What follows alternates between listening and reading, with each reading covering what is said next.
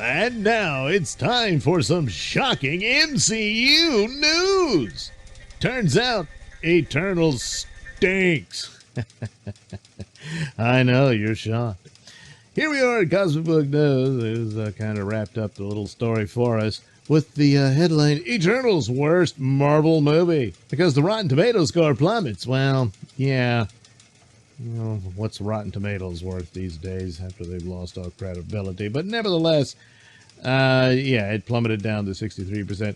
And they're comparing it to being worse than Thor: The Dark World, which is a movie people all put it on the list of hated Marvel movies.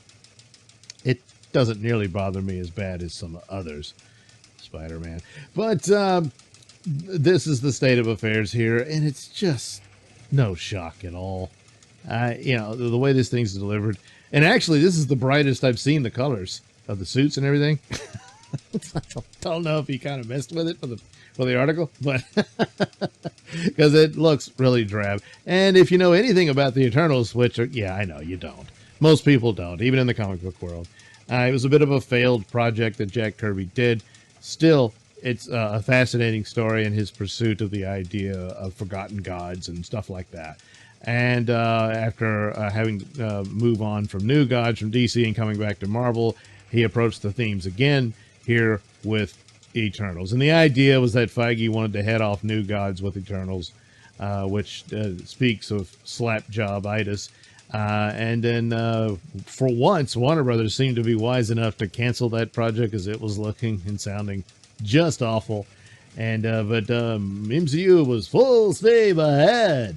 And so McCloy pats himself on the back here about predicting all this, because a lot of the wokeness gets in the way of story. So there's a lot of race swapping and gender swapping and some amount of sexual orientation swapping, I guess, in the character of Phastos, although I don't know that there was ever any depiction of what his romantic life was like, because it just wasn't part of the story.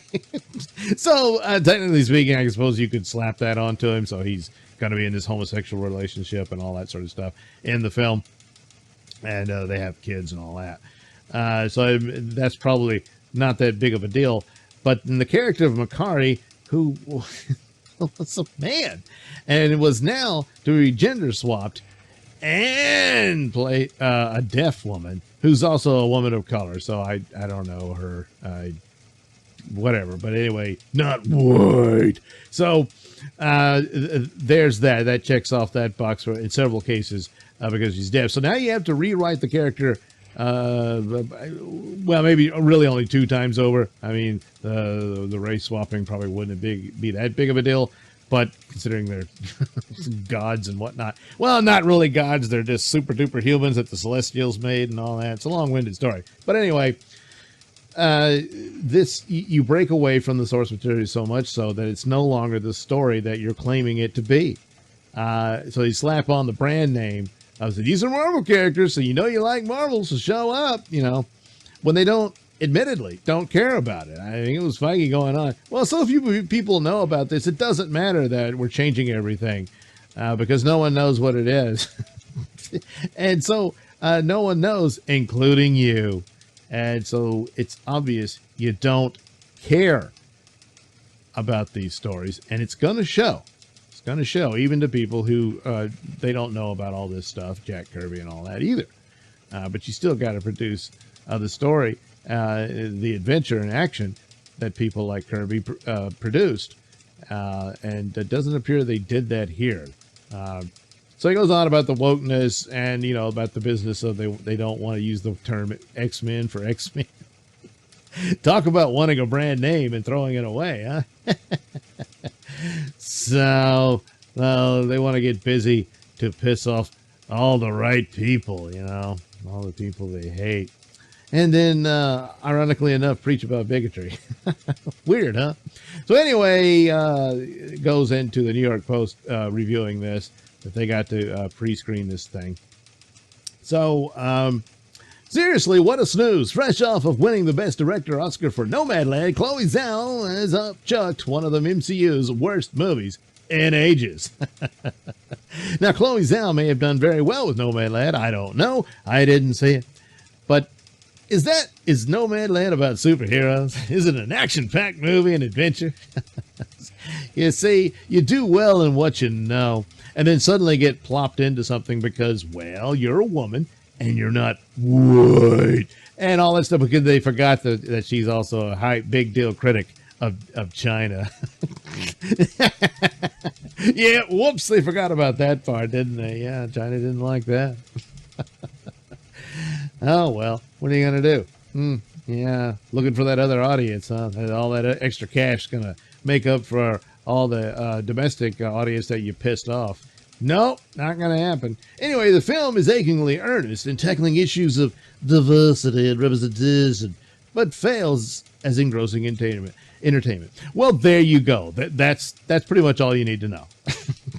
So anybody who criticizes, well, you have a problem with diversity and representation. No, I have a problem that your story doesn't have a story. See, and that's always going to be a problem. A film that is constantly at war with itself for nearly 3 hours. Oh, my God. You're not Dune. Jeez. What seemed like the perfect marriage of filmmaker and studio, is it? Again, is Nomadland an action-adventure superhero story? Oh. So, perfect marriage? Well, she won an Oscar. Yeah, so. Turns out to be one, if not the biggest misfire since the Marvel Cinematic Universe began. Well, there's been some other misfires. Spider-Man. Its main downfall is a confusing script and inconsistently written characters because they just make them up on the fly. They had source material, but they threw that away. So, yeah, it's going to happen. Stuck in a timeline that makes it impossible to build momentum or tell a story that makes sense. There's no story. It's diversity and representation. Jeez, what part are you missing here? Despite the depth of the ensemble and acting talents assembled to bring it to life, these Eternals really only come in 3 varieties: brooding, quippy, and both. Well, that sounds like Marvel altogether anyway. Involves a lot of windy locations, sparse imagination for action. Yeah, superhero movie, huh? But no action. And a cast of characters who are seldom interesting. Yeah. Because again, it's not the characters. They didn't want to use the real ones. So they've swapped them so much, there's nothing left. While I can respect that the MCU took a risk by telling an ambitious and different kind of... No, they didn't. The story and storytelling didn't match the film's ambition. Because there isn't any story. Remember? You already said that up here. Anyway, people will decide for themselves whether its innovations are enough or not. But for me, it was somewhat disappointing. Innovations for what? The locations? A superhero that's drab and boring to look at? Is that the innovation? Look, the movie's bad. You've already admitted it. There's no point in trying, maybe they tried it, From visuals to music choice, there's a lack of style here that's only further emphasized by the film's refusal to focus. Eternals is so busy showing off what it can do, where it can go, that it bypasses and overlooks what it really has to offer. There are real dilemmas, real battles of interest, buried beneath the soft, petaled, naturally lit, cozy surfaces of this movie. Yeah, because the diversity representation is all that mattered. So I imagine some of the stuff that you might see in it thinking, they almost had something. Well, there's a lot of that going on these days. It's just not what's important. So they didn't utilize it. It's probably accidentally there. Eternals feels like a balloon that tried to hold it all together but was filled to bursting. It's too much and not enough. The result is very ambitious. No, it isn't. Very well made. You've already said it kind of isn't. Kind of flat.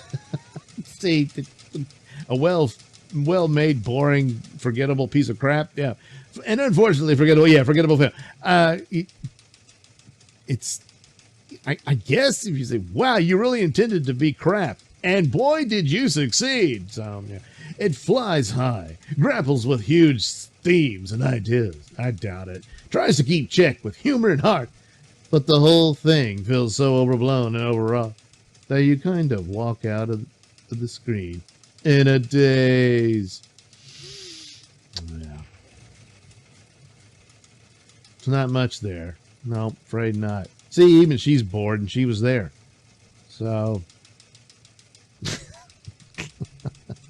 same old thing. Rinse, lather, repeat. Getting more and more less as you go forward. You don't have the big names. And it's just as well because they destroy them all anyway. So I guess it's best that they took a project that hardly anyone knows. Except I know it, but who cares? I'm one of the right people to piss off. Oh, well, but then again, for all your ballyhooing about diversity and representation, this is what you put them in? This is what you delivered for them? Yeah. There you go. Eternals. I wonder how long it'll last. Thanks for watching and listening. Say, while you're still here, why not like and subscribe and share with your many friends? Yes. Also, check out my mini stores in the link description below. Yes, where you can get t-shirts, hats, mugs, all those goodies with my artwork on them. Oh, yeah. And head over to indieplanet.com and pick up a copy of my comic book, Night Night. Oh, yeah. You can also catch me at my podcast, Mr Nailsin Show, on RadioMisfits.com. And you can also watch my videos on BitChute.com and now on Rumble.com. Oh, my goodness. So many places to watch me and my stuff. Oh, yeah. And if that's not enough for you, well, you can follow me on many social media platforms and say hi to your old pal, Mr. Nailsin.